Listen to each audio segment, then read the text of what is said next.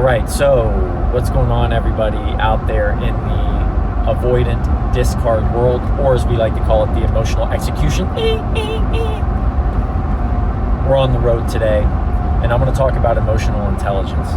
And so perhaps you're that person who was discarded, however far along that journey you have been on, whether it's yesterday, a week, a month, you're at different stages of emotional discovery. You're one who's deciding not to mask your emotions with substances. Hopefully that's not the case. You're one who understands the importance of sitting in that pain, sitting in the discomfort of what happened, to allow the emotions to rise to the surface. If you followed my content, I talk a lot about these emotions and how we have actually been suppressing those emotions for a very long time. And these emotions originate from shame, guilt, a lot of unconscious limiting beliefs that we've had about ourselves that we don't quite understand. And when they're brought to the surface, oftentimes we try to avoid them or distract ourselves from feeling that pain, when in reality it is that feeling itself that is going to teach you about who you truly are. You are in a moment of self-discovery if you are in this avoidant discard, where the avoidant person will go and distract themselves in many ways, whether it's a rebound relationship or whatever the case. You are deciding to sit with what happened and allow yourself to emotionally investigate, allowing your emotions to come to the surface, acknowledging what the hell happened. And as flaky and crazy as this sounds, and as tree hugging as it sounds, believe you and me, ladies and gentlemen, I was not that person. I consider myself to be a hardcore dude. I was a Marine Scout sniper, multiple combat tours. You name it, I've done all kinds of crazy stuff in my life, in the world. I'm an alpha male, but I can flip the light on, flip the switch on, flip it off. You know, I can be a chameleon, I can be this and I can be that. I've worn different masks in my life. I found myself in divine masculine frames. I found myself in divine feminine frames, and have found detriment in both. I found success in both, all right? And so what I'm trying to submit to you is that you are in a state where you are gaining emotional intelligence, which is what I'm going to talk about here at these stages. So if you're at the beginning stage, I'm here past that beginning stage. I have evolved. I have grown. What a lot of people will call leveling up. This is what the avoidant discard does. But even before that, I've been a person who's always self-reflected. I've chosen to live in that pain and discomfort of failed relationships, or relationships that didn't turn out or didn't have the outcomes that which you prefer. I don't like to really call things failures. We fail forward. We experience life forward. Even if it's things that we don't prefer, we go ahead and move forward and learn about it anyway, right?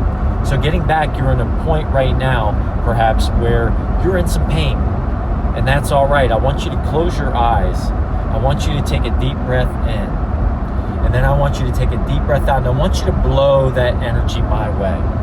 Blow it my way. Let me take some of that energy from you, baby, because here we are today.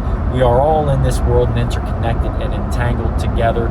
We are in the karmic event stream, and we're all interacting and in contention with each other's beliefs and with our intentions and with our goals and aspirations and ambitions. All right? So blow it my way. I'll take some in for you. I'll put my arm around you, and I'm going to say, hey, I'm going to come down to your level for a second, but I want you to come up with me. I want you to take some deep breaths in and out. I want you to levitate. All right? Because that's what's going to happen. You're actually going to become lighter on your feet when you gain this emotional intelligence. You're feeling that pain, but what you're doing is allowing that energy and the emotions that we've been suppressing through distractions and avoidances, our avoidant patterns, our distraction patterns and behaviors that have kept us from not understanding and connecting. This is where coherence comes into play, where you allow those emotions to come up to the surface, and eventually you integrate what you're learning about yourself into a coherent state, where as you move forward in life, you start opening yourself up in dating, where you have this childlike curiosity about women, in my example, where I started dating women. I've been dating a lot, and I'll be honest here. Let's just be honest. I've been celibate. I have a lot of sexual tension built up with a number of women that I've dated, and it's a really healthy thing for me to get out there and have that curiosity, learn about women, learn how to date in a healthy way, to connect with people in a healthy way, to be able to look at somebody and to let them know you see them and connect with them and understand them without having to overexert yourself and say, man, I want to be with you and I can't wait to get you home and just ravish you and take your clothes off, girlfriend. No, we're going to go get to know people and know that there's that sexual healthy attraction and tension that can be built up over time, and in doing so you learn a lot about people. And then when you go home and you reflect on the date and the time you had with that person, there are these impulses that pop right back up from my old behavioral patterns, and I have to sit with it and say, dude, a part of me wants to like text that person and let them know how I feel and say, damn, I'm ready to take this to the next level, and let's go ahead and have let's get involved with some casuality here. Like I feel you and I'm connecting with you, and I can already envision the things that I want to do with you from a physical intimacy perspective, right? And so instead of doing that and them bonding like that, remember that's a spiritual bond, right? You're already kind of bonding with that person, but if you can manage to do it in a healthy way where you're opening yourself up without being too vulnerable, you get to know a person slowly, all right, and in a healthy way, in a responsible way, you start to understand what it was about the avoidant that got you attached to them in the first place, with the love bombing, with the person that expressed this deep interest in you in the way that they did, only to be repelled by the very intimacy that they claimed to be attracted to you or about you to begin with. And this is where your emotional intelligence comes from when you're sitting in this avoidant discard at the beginning stages and you're in immense pain. It's like a death happened. You're in grieving, right? You're in the grieving stage. And now that I am in a healthy mindset, I have integrated a lot of these things. I am learning how to fully integrate them. I'm in a stage now where I've become more intelligent. I have gained the information, but now I want to implement those things that I've learned. So I'm no longer in formation of coming from a place of shame, which for me was consciously fearing intimacy and rejection, unconsciously fearing intimacy, which is why I chose a person that was emotionally unavailable, and my intuition told me that to begin with. I didn't have trust in myself. I didn't surrender fully to my intuition, which is surrendering to God or whatever higher power or authority you want to call it, the universe. So this is what I like to talk about with the emotional intimacy, or rather it is emotional intimacy with yourself and with others. So you can express yourself in these ways when you're getting to know people, and when you choose to be in a relationship where you're willing to bond with the person and communicate in more intelligent, emotionally intelligent ways and emotionally intimate ways. You can do so having safeguarded yourself by setting boundaries. What I've come to learn about boundaries is that it shows emotional intimacy or emotional intelligence about yourself. When you go and start dating in a healthy way, for example, and you set boundaries, when you set those boundaries and then you come home after a nice night, a long day of connecting with people and interacting with the life that you chose to live. I don't like to call these things work anymore, ladies and gentlemen. We're talking about connecting and interacting with the world that you chose to be in, the world and the life that you chose to have. You can start to sit in with those emotions and say, okay, I feel a certain way about a person, but what is it that makes me want to jump in this act? And I don't just mean sex. I just mean to jump in and just go all in and say, all right, I'm gonna go ahead and go all in with this person. We don't get down like that.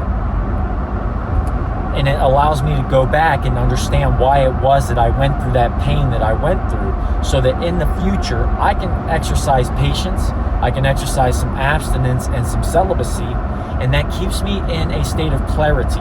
Because now, as I set those boundaries and I come back and I reflect and I can interact, acknowledge, and appreciate those emotions that are coming to the surface, and I recognize my old emotional patterns without reacting to them with this impulsive action, I can actually integrate that into my daily decisions. And now I'm no longer reacting. I'm responding to my emotional intelligence by behaving myself, right? And I mean that in a healthy way, because believe you and me, when I am a passionate person and I choose to express myself in a way, and I am an experienced man who seeks a beautiful young woman who aligns with and resonates with what I want in my life. All right, and so this is where it's very important to understand, if you're sitting in pain and you're in the grieving stage, this is going to be a crucial moment in your life where you do not get on your dating apps and you do not seek approval or validation on social media. As a matter of fact, you should be off of social. Let me rephrase that. I don't like to tell people what they should and shouldn't do. It would be in your best interest, in my opinion, and if you disagree, that's okay. If you don't resonate with this, that's fine. But I found great success in staying off of social media. I found great success in that. I found that you become way more attractive when you don't dedicate your time to social media and posting a bunch of stuff, trying to DM girls and stuff like that. That's never been me anyway. Guys do it all the time though, man, and women have access to that stuff, and we know better, man. And if you're women out there, same thing, all right? Allow yourself to grieve and feel that pain. Feel that damn pain. Manage your pain with physical activity and exercise. You're not going to sleep well, most likely. And if you can sleep during the time of grieving stage, then God bless you. Get some sleep. I know for a while, for the first month, I was getting about 2 to 3 hours of sleep at night. Somehow I was unfatigable, and I managed to find like this motivation and drive and dedication to purpose somehow. And I think a lot of it did have to do with the fact that I was eating and exercising properly.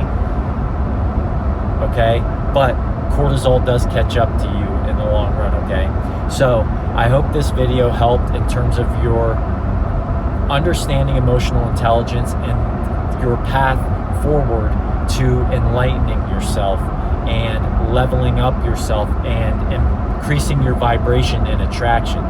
All right, so for me, with my fitness and health investment initiative, my offer for my transformational coaching, for example, is that I help you become I help you become irresistible to life and fitness. And with irresistible is magnetic, is attractive. And I'm not talking about physical attraction, I'm talking holistically. All right, we become more attractive to our purpose, to our vision, and we start to embody or become and embody that which we want to be. That's where emotional intelligence helps you immensely. So sit in that pain. We're going to celebrate in the long run where you came from. Because deep down, we all have that shame, and your inner child somehow managed to help you survive and bring you to the point where you're at. We want to celebrate that. We don't want to run from it. And to not acknowledge the pain that you're feeling right now, it comes from somewhere. Something that we've been suppressing and avoiding all of our lives. And here you are in this moment. Embrace it and understand that this too shall pass. But when it does, we can come back to it and actually celebrate what it was that we went through as a rite of passage to who you've become today. And this is what we're all about. We wear the comfortable clothes that we want to wear. We become, look, my skin has changed. My feeling on things have changed. My perspective about myself has changed. in the way that we take those limiting beliefs and repeat them, but flip them to the inverse and make the limiting beliefs that we've discovered from the moment of grieving that you're in, the discard that you're in, the profound and powerful moment that you find yourself in, having been rejected. It's not actually a rejection. This is actually divine intervention, whether you believe in God or not. It is an intervention of the universe to show you the way of who you actually are and what you are going to become. We will celebrate that.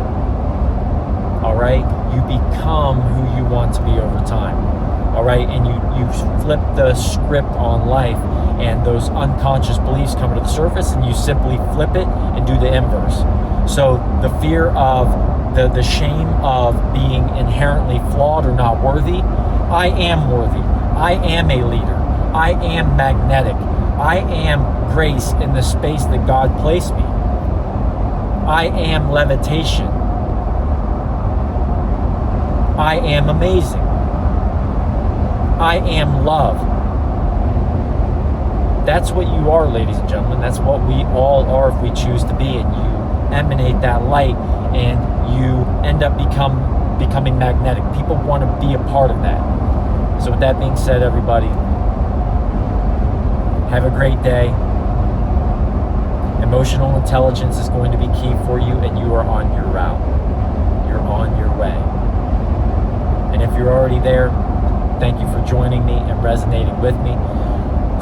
Sending much love, sending much light your way. And God bless everybody.